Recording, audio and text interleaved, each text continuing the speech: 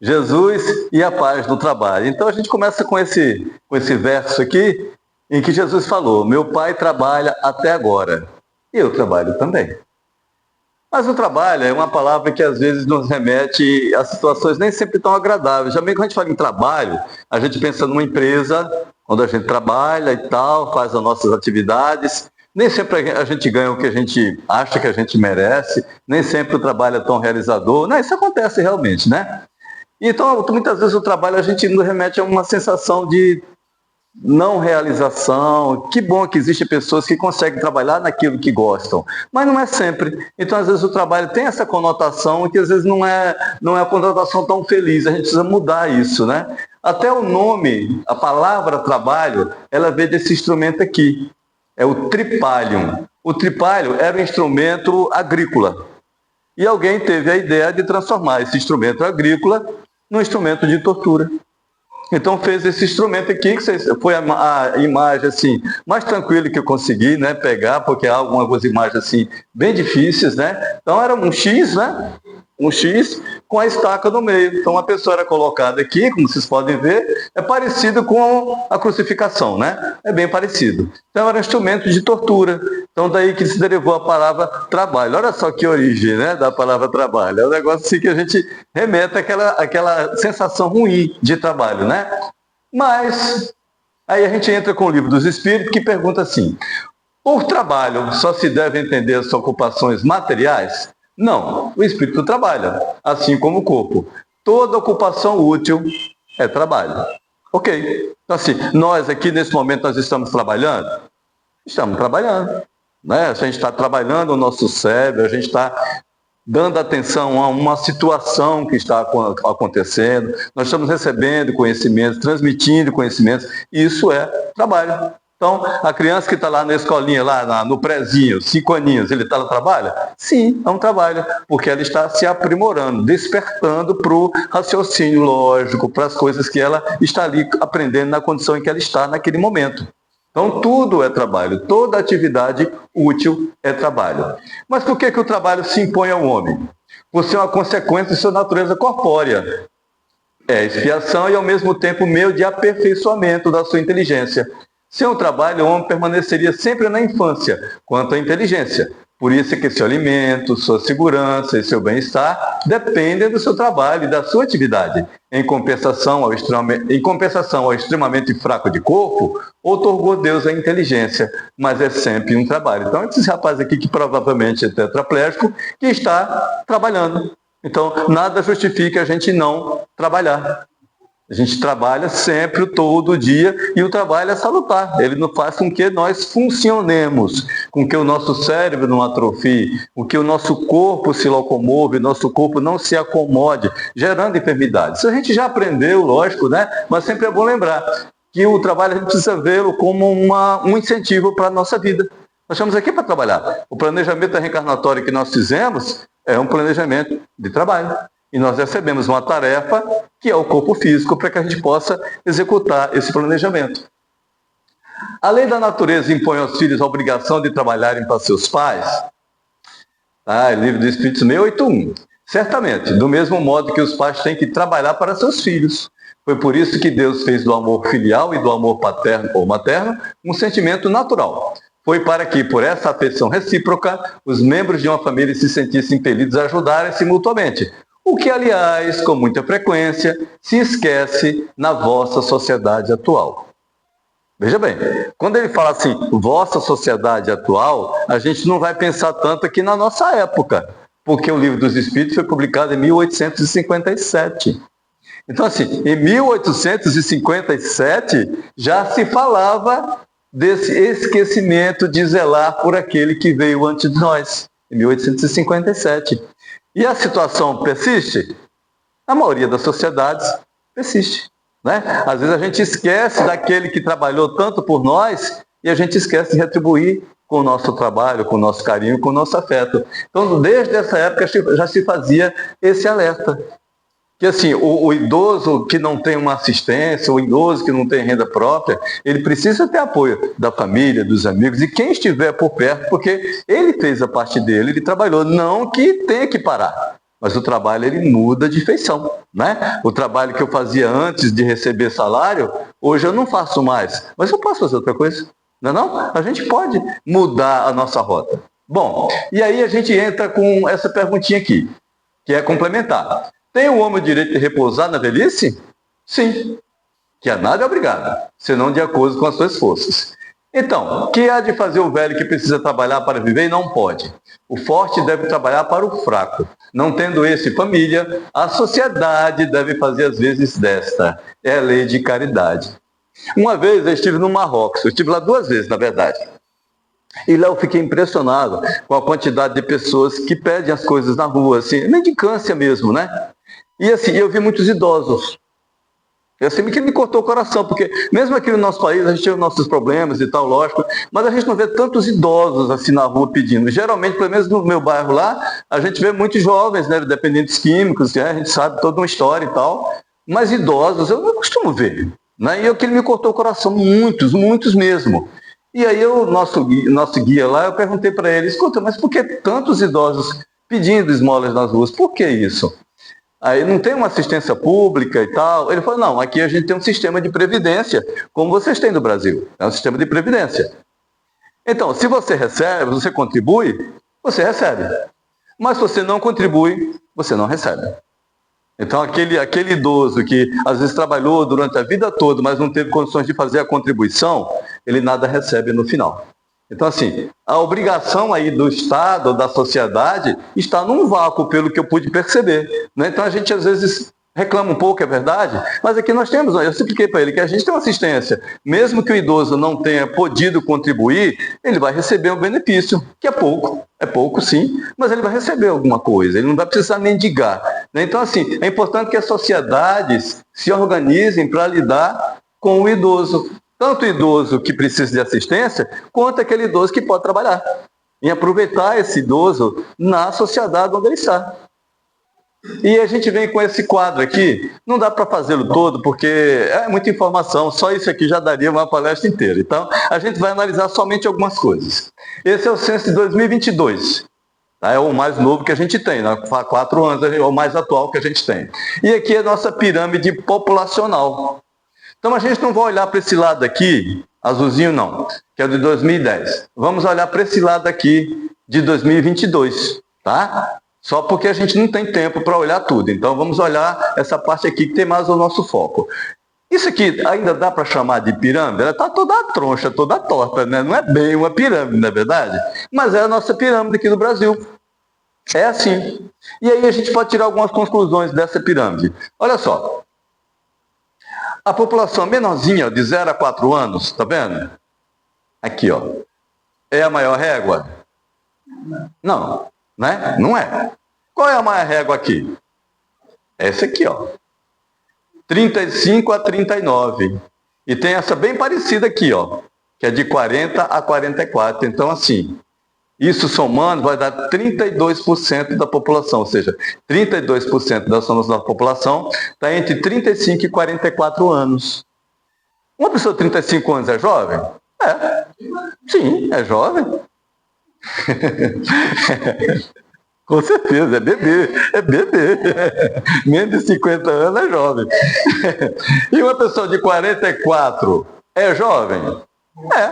É jovem, mas ela está muito mais próxima da idade madura do que da primeira juventude. Ela está muito mais próxima de 50, 60 anos do que dos 18. Então, ela já viveu uma quantidade razoável de anos, tá? Então, a nossa população, a maior parte da nossa população hoje, aliás, grande parte, né, não é mais uma população infantil, é uma população adulta. Outra conclusão. Se a gente for pegar esses percentuais acima de 60 anos, aqui, tá vendo? 60, 64, até lá em cima chegar nos 100, isso dá mais ou menos 30%. Ou seja, 30% da nossa população brasileira já está acima de 60 anos. Né? Então, assim, dá para tirar uma série de conclusões, né? Esse idoso, ele pode ser útil? Sim. Se ele não precisar mais trabalhar numa empresa, ele pode trabalhar para outra finalidade. Nós aqui, alguém aqui tem mais de 60 anos além de mim? Acho que não. Ninguém tem, não tem. Não tem ninguém aqui com mais de 60 anos, somente eu. Então, assim, eu sou aposentado, eu não trabalho mais numa empresa, mas eu estou aqui fazendo um trabalho. Não deixa de ser um trabalho, ocupando meu tempo e tal. Assim, não é que eu esteja me citando como exemplo, mas eu quero dizer que a gente pode ser útil sempre. Até no último suspiro a gente pode ser útil. Se eu estou muito velhinho, eu posso contar uma história para uma criança. É um trabalho? É um trabalho. Eu estou colaborando na formação do caráter daquela criança? Sim, eu estou colaborando. Então é importante a gente ter isso em mente. A nossa população hoje não é uma população mais de jovens, tão jovens, de primeira juventude ou de crianças, não. É uma população que já é uma população adulta. Então a gente precisa pensar uma série de coisas, né? Aí vem mercado de trabalho, que a gente não vai falar sobre isso, que é a casa espírita, a gente tratar da nossa espiritualidade, né? Mas é importante a gente pensar nisso do ponto de vista da fraternidade. Porque assim, a nossa população, ela vai diminuir. Não agora, mas a tendência é essa população diminuir. Então a gente precisa bolar estratégias para que a sociedade não sofra com isso e que a gente possa aproveitar essas pessoas, né? Então a gente não sabe daqui a 50, 100 anos o que vai acontecer, mas os casais hoje estão tendo muito poucos filhos. Quantos casais vocês conhecem com até 40 anos que têm 3 filhos? Eu não conheço nenhum. Nenhum. Os casais que eu conheço. Aliás, tem um casal da Casa Espírita que eu frequento, que eles têm 4 filhos. 4. Aí, assim, tá ajudando a reencarnar o povo, né? A produção aí tá boa, né? Então, ele é um motivo, assim, de brincar, porque ele é uma exceção. É uma exceção, um casal de seus 40 e pouquinho, que tem 4 filhos. Então, assim, a gente brinca muito com ele, porque isso não é comum. Isso não é mais comum, né? Então, a gente precisa ter os olhos para isso e exercitar a nossa fraternidade e também aproveitar a força de trabalho do idoso. Nós estamos falando aqui de trabalho.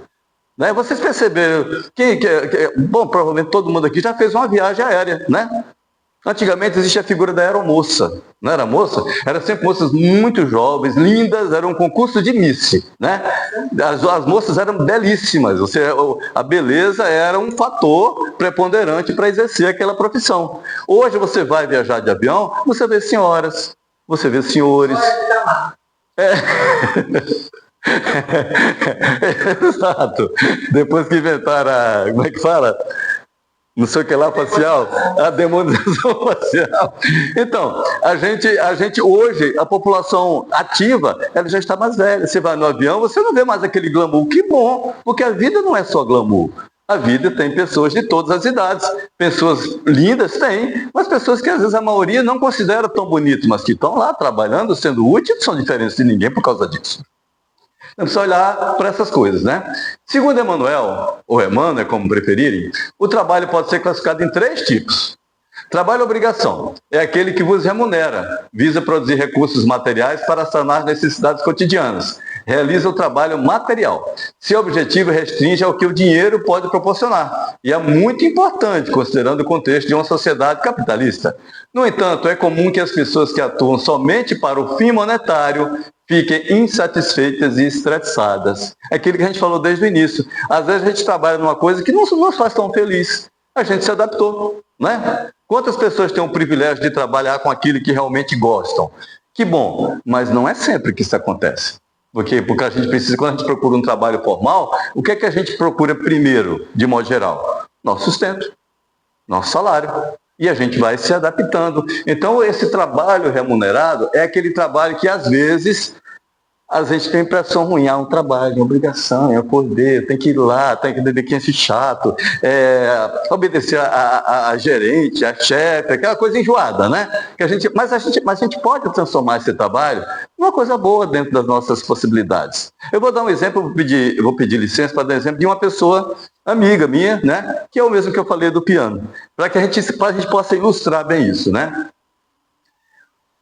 O segundo tipo de trabalho é o trabalho-ação. Nesta atuação, os princípios éticos são seguidos e a intenção é gerar valor e melhorar a qualidade de vida das pessoas envolvidas na atividade. Esse amigo meu que eu estou falando, que eu pedi licença para falar sobre ele é enfermeiro. Então, é uma pessoa de nível superior, né? E ele trabalha no CAPS. Toda a prefeitura, a maioria das prefeituras tem o CAPS, né? Que é um setor que cuida de pessoas que geralmente são dependentes químicos ou com transtorno mental. Então, as prefeituras têm. E ele trabalha num órgão desses da prefeitura, né? E ele ganha pouco.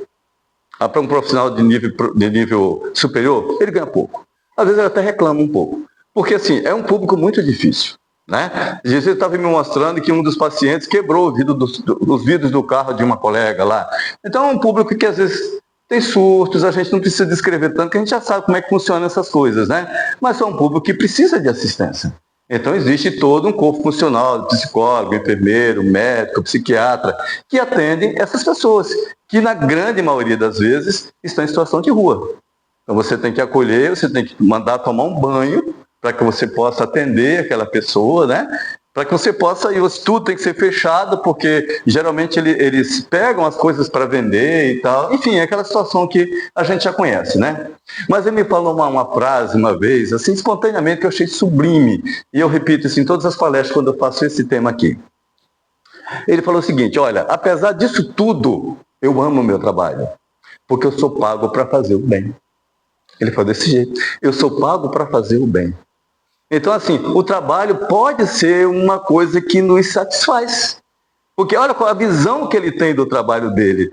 Ele poderia falar, é uma mixaria para tomar conta daquele monte de drogado, aquele monte de doido. Ele poderia falar isso, não poderia? Mas não, eu sou pago para fazer o bem. Eu achei linda essa frase dele. E aí, esse é o trabalho-ação. Quando além daquele recurso, você gera qualidade de vida para as pessoas. Ele, inclusive, faz oficina de arte, de música também, com violão, enfim. Você já deve ter visto na televisão na abertura do carnaval, teve o bloco Que Loucura. Você já deve ter visto alguma reportagem sobre isso, passou no jornal. Era o bloco do pessoal que trabalha lá nos CAPs, né, que eles abrem o carnaval. Então, assim, é um trabalho legal, porque dá a opção para as pessoas saírem das ruas e fazer algo construtivo, né? Então, e aí depois nós temos o trabalho de serviço, é aquele que transforma o homem. Então, esse trabalho que ele faz, ele é um trabalho que gera o salário dele, que talvez não esteja tão satisfeito, mas gera o trabalho dele. É um trabalho de ação, porque ele faz o bem, ele promove qualidade de vida para essas pessoas. E quando ele faz tudo isso, o que acontece com ele? Ele se torna uma pessoa melhor. Ele se torna... Porque quando a gente faz o bem, a gente não sente uma coisa gostosa, a gente não sente, sabe? Pode ser assim, entrega de uma cesta básica, uma coisa simples, mas a gente sente um prazer muito grande quando a gente faz isso. Porque nós estamos aqui para isso, né? Para auxiliar e para aprender uns com os outros. Então esse é um trabalho de serviço, que me transforma, que faz com que eu seja uma pessoa melhor. E aí, como a gente está falando de Jesus, né? Jesus é a parte do trabalho, a gente trouxe duas parábolas, que são bem conhecidas, tenho certeza que todos vocês conhecem, mas a intenção aqui é analisar essas parábolas do ponto de vista do trabalho. Essas podem ser analisadas de tudo quanto é jeito, né? E as parábolas são, assim, é uma gama de pensamentos que a gente pode tirar em cima delas. Mas a gente vai falar sobre trabalho. Então, nosso foco aqui é sobre trabalho. Até porque nós estamos em fevereiro, né? As pessoas gostam de tirar férias. Dezembro, janeiro e fevereiro, né? Geralmente, né? Tá acabando, tá? Março tá aí. Então, quem tirou, tá tirando, tá acabando. Só para avisar, tá acabando. Bom, é a parábola dos talentos, é a primeira. Vou contar rapidamente, que eu acredito que a maioria conheça. Bom, um senhor, ele foi viajar para muito longe e deixou 3 servos com recursos para aplicar durante a ausência dele. Chamou os 3 servos e falou assim: eu vou dar para vocês uma quantidade de recursos para que vocês invistam, para que vocês trabalhem durante a minha ausência, e quando eu voltar, eu vou pedir contas desses recursos, né? Então, para um trabalhador, ele deu 5 talentos. 5 talentos era muito dinheiro? 5 talentos. Para o outro trabalhador, ele deu 2 talentos. E para o outro, ele deu 1 talento só. Mas por que deu valor, quantidades diferentes? A gente vai ver no final. Mas ele deu 5 para um, 2 para um, e umzinho só para o outro. Ó, eu vou viajar, quando eu voltar, eu vou tomar conta desse dinheiro, tá? Eu vou pedir contas, aliás, desse dinheiro. Ok. Então, o tempo ele voltou, chamou aquele a quem ele deu 5 talentos. E aí? O que fizeste com meus recursos? O que aconteceu?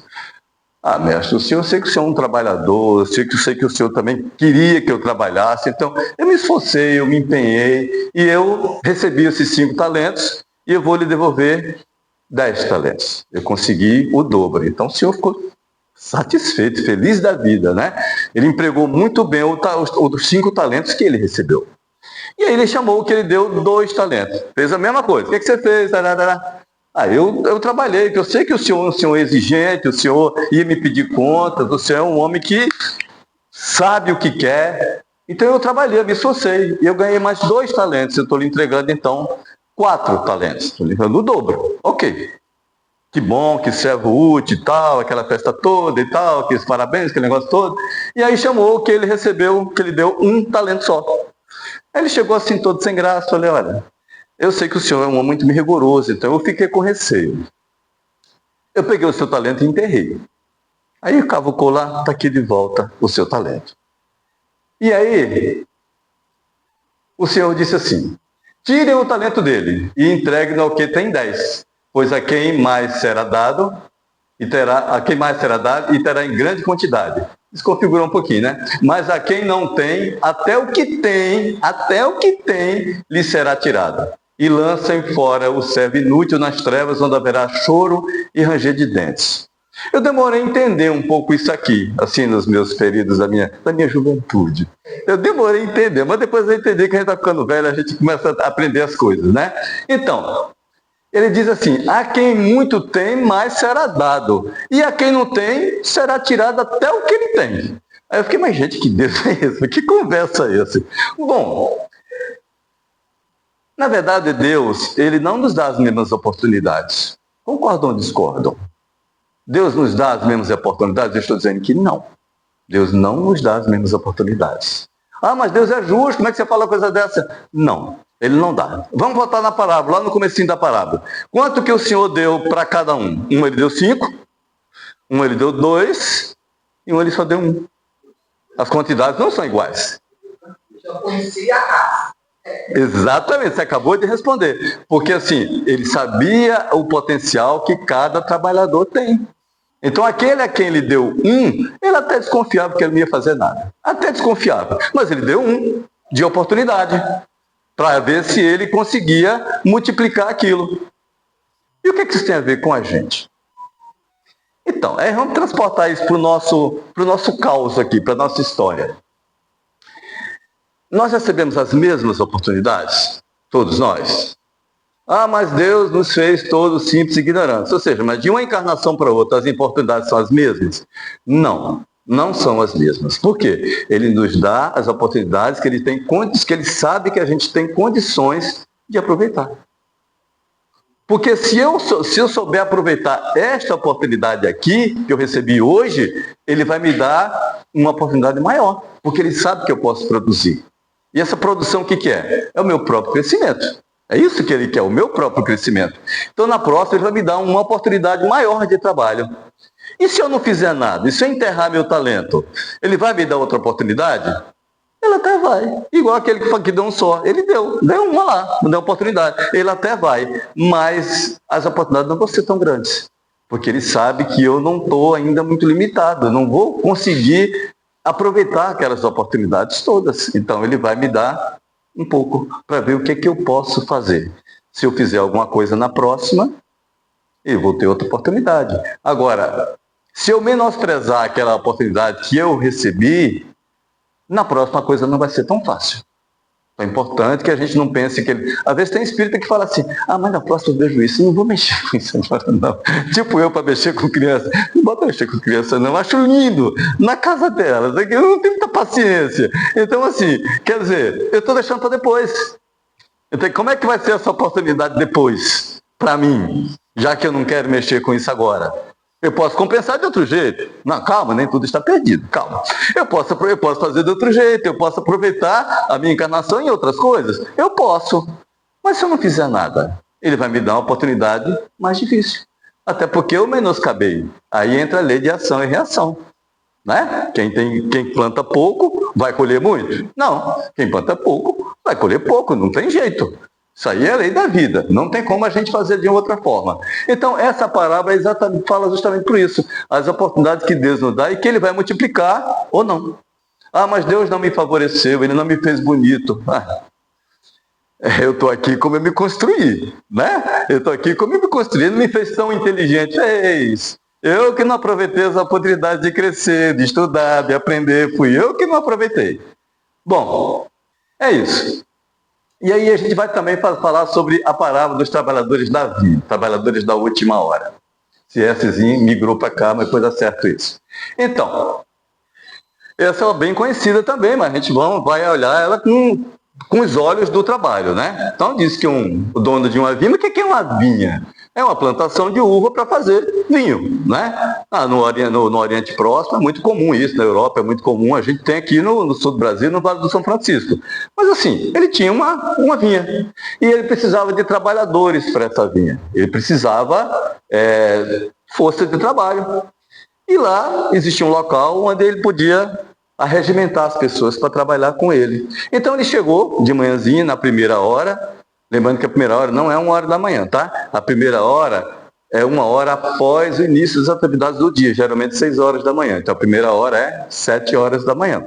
Vocês vão ver isso em algum lugar, a pessoa vai, mas que primeira hora, segunda hora? É isso, é a partir das 6 horas da manhã.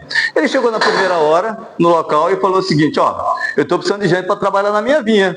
Vocês vão lá trabalhar comigo? Se vocês forem, eu dou para vocês 1 denário. Foram trabalhar na vinha. Ah, beleza. Daqui a pouco, lá pela terceira, quarta hora, ele viu que ele precisava de mais gente. Aí foi lá no mesmo local, tinha umas pessoas esperando. Ele falou, vocês querem trabalhar na minha vinha? Queremos. Beleza, eu vou dar a vocês o que for justo. O que for justo eu dou para vocês. Foram lá. De tardinha, a mesma coisa. Chegou lá, ainda tem algumas pessoas, ele viu que precisava de mais trabalhadores, mesma coisa, perguntou e tal. Eu vou pagar vocês o que for mais justo. Ok. Tranquilo, né? Tranquilo. Chegou no final do dia, vamos conferir a produção do dia e remunerar aqueles trabalhadores, logicamente, né? Então chamou aqueles que vieram na última hora. Veja bem, ele prometeu que daria o que fosse justo, né? E ele deu 1 denário. Deu 1 denário. Saíram felizes da vida e tal, aquele negócio todo. Aí chamou o que veio no meio do dia, né? Os que vieram no meio do dia. E deu 1 denário também. Nisso, aqueles que vieram aqui de manhãzinha, logo de manhãzinha, falou, bom, se esses aí chegaram mais tarde e ganharam 1 denário, eu vou ganhar muito mais. É um pensamento meio que dentro da lógica, matematicamente seria isso, né? Eu vou ganhar muito mais, lógico. E aí, o dono da vinha chegou, pediu contas do trabalho e pagou 1 denário. Mas como assim? Aqueles que chegaram da terceira hora, na quarta hora, na 11ª hora, receberam 1 denário e eu vou receber 1 denário também? Como assim?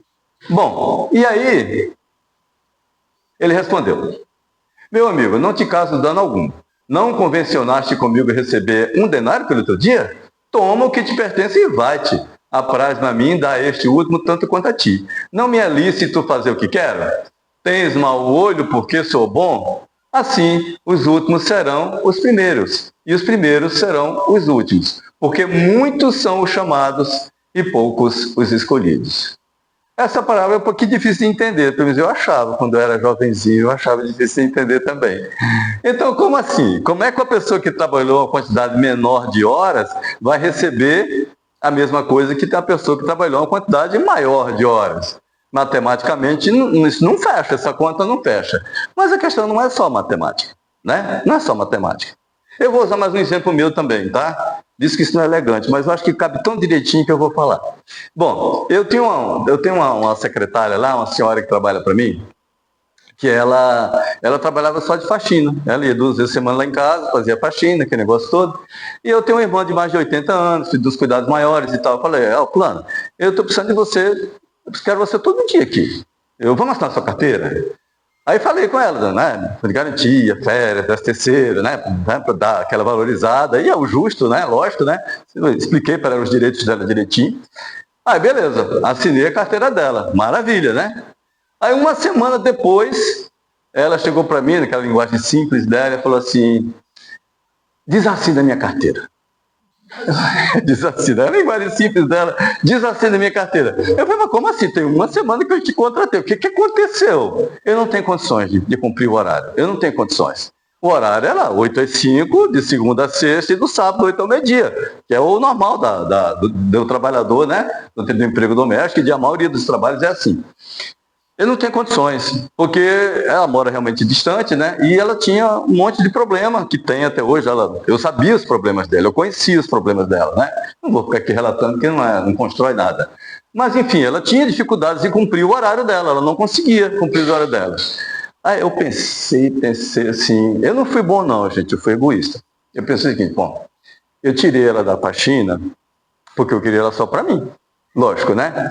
Aí eu falei para ela, vamos fazer o seguinte, ó, você faz o horário que você puder. E você não precisa vir no sábado. Faz o horário que você puder. E é assim até hoje, já tem 3 anos que eu assinei a carteira dela. Ela é maravilhosa. Ela faz o tempo que ela tem, ela aproveita até o último minuto. Quando ela precisa ir no médico, que sai 3 horas da tarde, no outro dia ela chega às 10 horas da manhã, aí no outro dia ele fica até 7 horas da noite, que a CLT não saiba disso, mas está dando certo.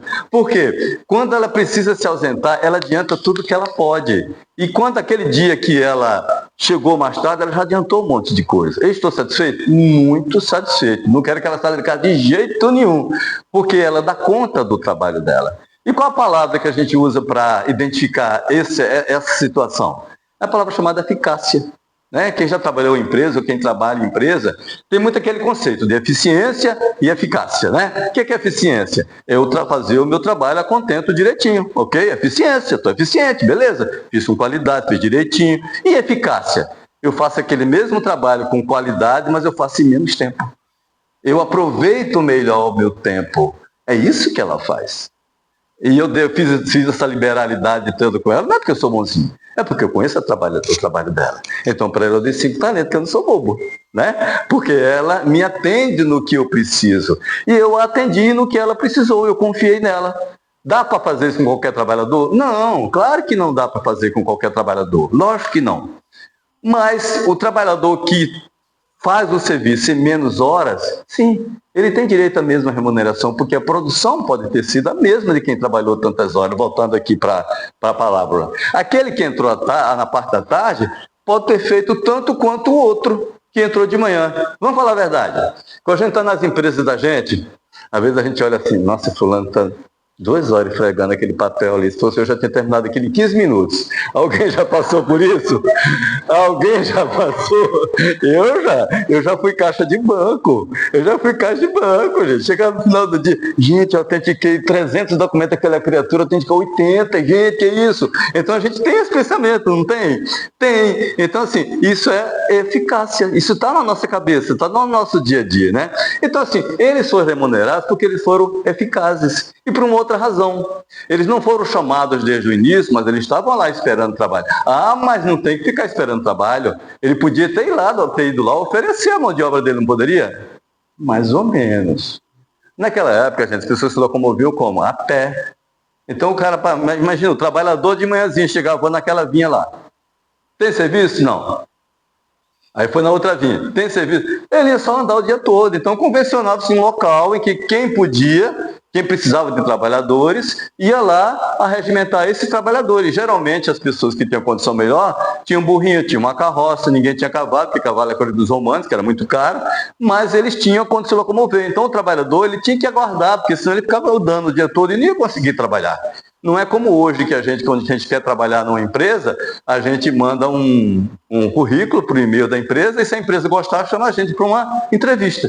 Geralmente é assim, ou a gente faz um concurso, sei lá o quê, mas essas coisas são mais fáceis, o que não existia naquela época. Então, apesar deles terem sido contratados à tarde, eles estavam esperando para trabalhar desde a parte da manhã. Isso que é importante. E aí a gente vai passar por um recadinho.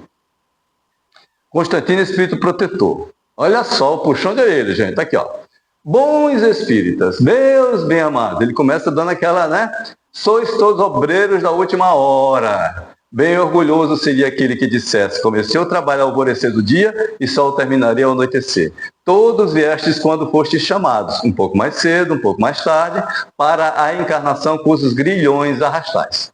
Mas há quantos séculos e séculos o Senhor vos chamava para a sua vinha, sem que quisesses penetrar nela? Ei-vos no momento de embolsar o salário.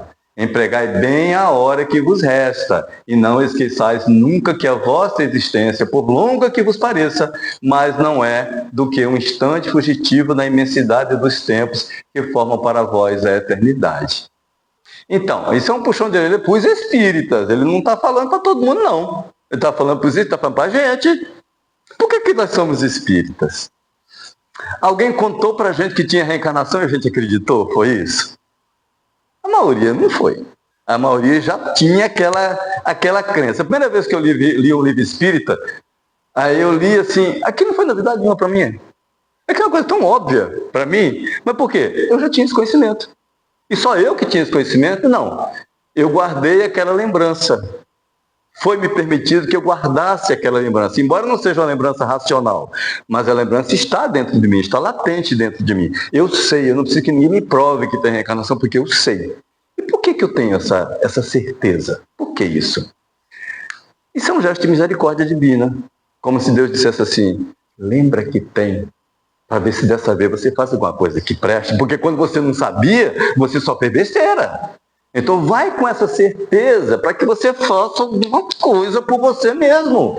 Isso não é caridade, o fato da gente acreditar em reencarnação, essa certeza está dentro da gente. É por isso que o espiritismo não cresce tanto, porque às vezes a gente fala e as pessoas não acreditam. Ah, mas se tivesse reencarnação, por que eu não lembro? Não lembro porque é arrogante, porque acha que só fez o bem, e o que não é verdade. Já pensou se a gente lembrasse de tudo que a gente fez no passado?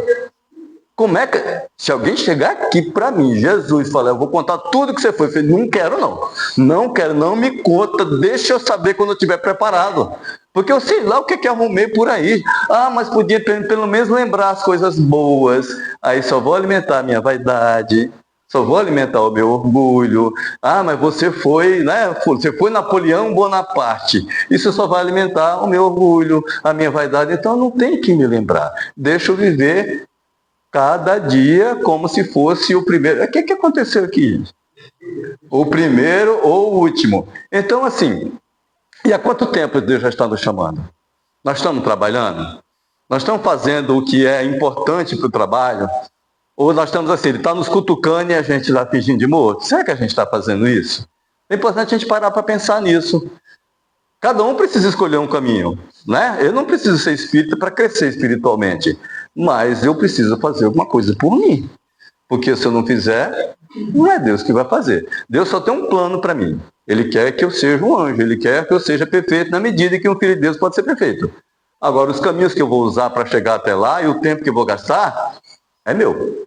Eu que vou decidir. Então, assim, ele dá esse alerta para a gente, né? Com relação ao tempo que a gente está esperando, aliás, que Deus está esperando, e que a gente ainda não se resolveu.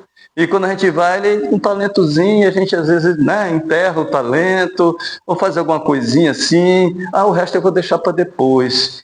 Assim, será que depois como é que vai ser? Né? Voltando àquela primeira parábola. Então a gente precisa aproveitar o tempo que nós temos aqui. E aí a gente tem também um recadinho sobre o trabalho na Casa Espírita. André Luiz, no capítulo 8 do livro Nosso Lar. Nenhuma organização útil se materializa na crosta terrena sem que os seus raios iniciais partam de cima. Assim, a direção da Casa Espírita trabalha sob as diretrizes do mundo espiritual superior, que orienta as nossas tarefas.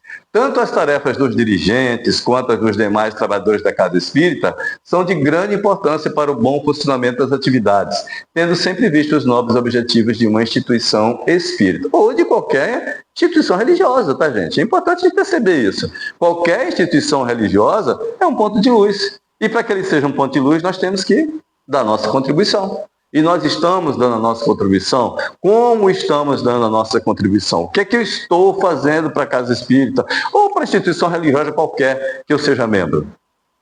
Né? Acho que o fato, esse aqui está limpo, achei limpíssimo aqui. Claro, bonito, iluminação bonita, o data show top.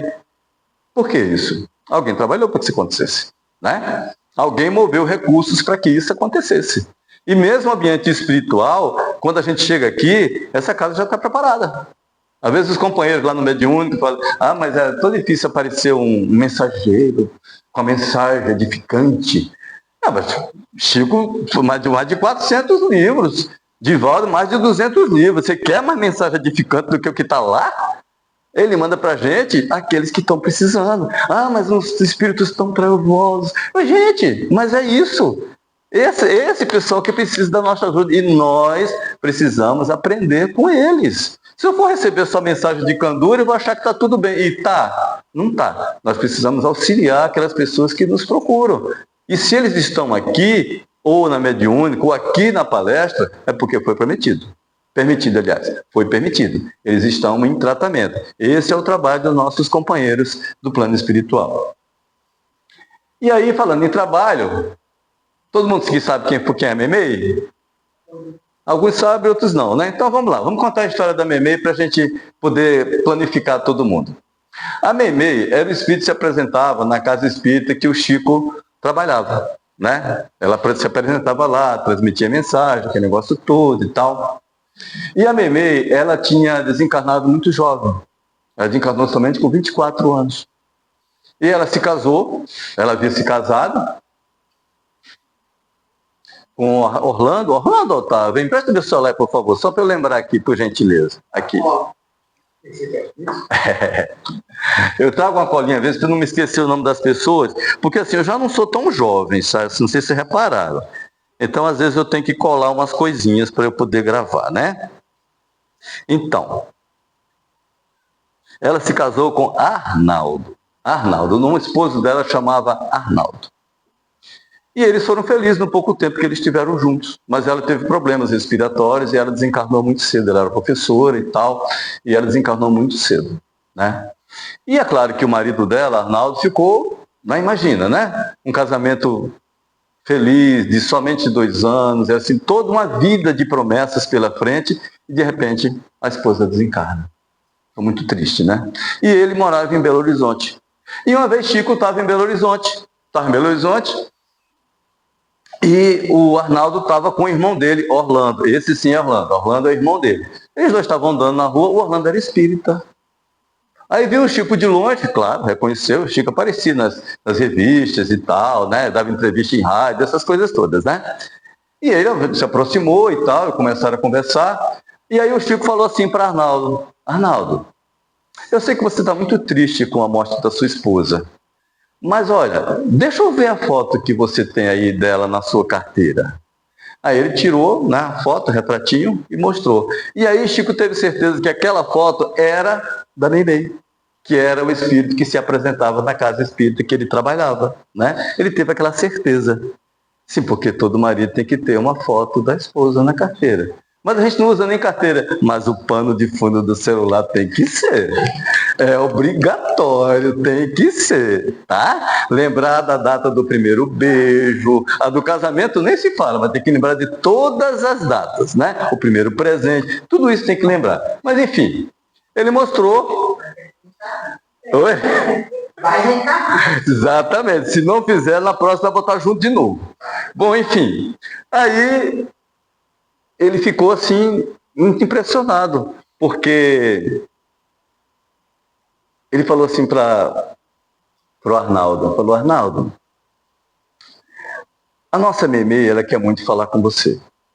Falou assim: a nossa Meimei quer muito falar com você. E o Arnaldo ficou muito bestificado. Por quê? Porque Meimei não era o nome dela, da esposa dele.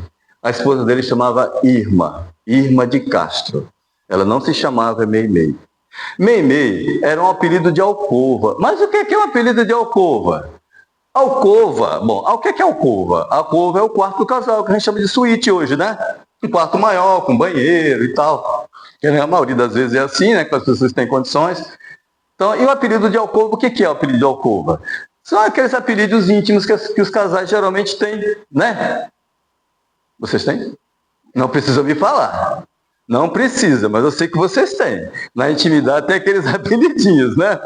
Então, é verdade, assim, a maioria das pessoas tem. Mas esse apelido Meimei ninguém sabia, até porque era uma coisa íntima, ninguém sabia. Então o Arnaldo teve certeza que era dela que ele estava falando. Então acabaram indo na casa espírita onde o irmão dele trabalhava, né? Frequentava o Orlando, e fizeram lá uma mediúnica, e ela se manifestou, deu mensagem, aquele negócio todo. Então, assim, quando vocês forem lá na obra do Chico, vocês vão ver muitos textos da Meimei, tá? Vocês vão ver muita coisa dela. E um dos textos foi este aqui, sobre o trabalho. Você vê que eu botei um cavalo, né? Mas trabalho, cavalo, não pode mais, mas assim, vai entender por quê. A Meimei nos deu esse conto. Esse conto seria uma parábola se fosse Jesus, mas não era Jesus, então foi um conto, né? Ela disse que um rei, né? Ele tinha o castelo dele, tinha as cavalariças e tal, e havia sido comprado um lote de cavalos. E ele estava precisando de um cavalo para ser o cavalo de montaria dele. Ele cavalgar nos bosques, as caçadas, aquela coisa toda de rei, né? E ele queria um cavalo. E foi lá olhar os cavalos que tinham sido comprados. E gostou muito de um cavalo que tinha lá. Mas que cavalo bonito, o porte do cavalo, a crina, o cavalo era garboso, era bonito realmente. Falou, eu quero esse cavalo para mim. Eu quero esse cavalo para mim. E aí o rapaz que tomava conta falou, majestade, esse cavalo não vai servir. Esse cavalo ele é muito arisco. Qualquer barulho de folha seca, ele derruba o cavaleiro no chão. Já tentamos montar nele várias vezes, não deu certo. Ele relincha, ele dá coice, ele machuca as pessoas, não dá certo. Aí o rei falou assim, não, mas eu quero. Eu sou rei, eu quero esse cavalo para mim. Eu quero ele. Vocês vão fazer o seguinte, vocês vão pegar 5, 6 homens, o que for necessário, e vocês vão atrelar esse cavalo numa carroça. E vão deixar ele lá 3 semanas. Atrelado na carroça, carregando as coisas e tal. E fizeram isso, juntaram o que foi necessário e atrelaram o cavalo lá. E deixaram as 3 semanas. Passou as 3 semanas, o rei chegou e falou, olha, vocês vão fazer o seguinte, vocês vão tirar o cavalo da carroça. Mas ele ainda está relinchando muito, ele ainda está dando coice, ele está revoltado. Vai ficar complicado, ele machucou um colega nosso, aquele negócio, está muito complicado. Eu falei, não, vamos dar um jeito. Vocês vão tirar e vão amarrar nele 2 alforjes. Ou caçoar, ou cesto, eu não sei assim como é o nome que vocês conhecem, né? No cavalo você põe aquele cesto em volta para eles carregar as mercadorias, não é verdade? Vocês vão colocar ele, né, com esses 2 cestos nele, a minha terra chama caçoar. Bota os 2 caçoais nele e ele vai carregar as mercadorias junto com os burrinhos. Os burrinhos vão estar juntos e eles vão lá carregando a mercadoria junto com os burrinhos. Beleza, e ficou 3 semanas assim. Ele ainda dava umas relinchadas, ele ainda dava uns tremelicão, mas devagarzinho ele foi entrando nos eixos. Os burrinhos iam e ia atrás carregando as coisas junto, né? E aí, depois dessas 3 semanas, o rei falou o seguinte, pode soltar. E soltaram. O cavalo estava manso. O cavalo já tinha entendido que ele precisava seguir aquele caminho, que tinha sido difícil, mas ele tinha entrado na linha, como se diz, né? Então, a moral da história, que fala também sobre trabalho, é essa questão que vocês já perceberam, né? O rei é Deus, o cavalo somos nós. Que nós, às vezes, nos revoltamos com as coisas que nós temos que fazer. Nós temos que trabalhar e a gente revolta com o próprio trabalho que a gente tem que fazer. E muitas vezes a gente acha que o trabalho não é digno da gente. Né? Não botou o cavalo para andar com os burrinhos, né? O que é burrinho para nós? É sinônimo de quê? De humildade, né? De pobreza, de obediência, de servilismo, né? O burrinho para nós é isso, a gente tem essa imagem, o burrinho é um animal servil, é um animal que ele está ali para trabalhar, ou estava, graças a Deus não tem mais isso quase. Mas a gente acha muitas vezes que aquele serviço não é digno da gente. Eu faço esse serviço aqui, mas eu podia fazer muito mais do que isso. Isso não é coisa para mim. Eu limpar a casa espírita, varrer, lavar o banheiro, não, de jeito nenhum. Às vezes a gente tem esses orgulhos, mas isso já ajuda a gente a lapidar, a se auto-lapidar, não é verdade? Não tem coisa melhor do que a manualidade da vassoura. Não tem coisa melhor, porque você aprende um pouco de humildade, que a gente precisa desenvolver. Então, todo o trabalho é digno, tanto na casa espírita, quanto fora da casa espírita. Então, assim... E Deus, o que é que Ele faz? Ele nos dá o trabalho para que nós possamos entender o que Ele quer da gente. A gente possa trabalhar e caminhar para Ele. E no final, o que acontece? Ele nos recebe de braços abertos. Vai acontecer? Vai. Nós vamos virar anjo? Vamos. Quando? Não sei. Demora, mas nós vamos chegar lá. Vai demorar. Mas quando chegar lá, a gente vai dizer assim, até que não demorou tanto. A gente, assim, eu sou a única pessoa que tem mais de 60 anos, então, assim, parece que eu tive 18 ontem. Foi tão rápido. Eu lembro que eu brinquei com você, olha o tamanho do seu filho, né? Não foi rápido. Né? O moleque começou a chorar, já está aí desse tamanho do seu lado. É rápido. Então a gente pensa que a nossa vida é demorada, mas não é não. Perto da espiritualidade, perto de Deus, nossa vida é só um piscar de olhos. Passa rapidinho. E aí, para a gente já finalizando o nosso estudo de hoje, todo mundo conhece essa historinha? Todo mundo? Todo mundo conhece essa historinha. Então, vamos fingir que a gente não sabe. Ninguém aqui sabe dessa história. Agora o titio vai contar uma historinha para vocês, tá? Mas não pode dormir mais tarde.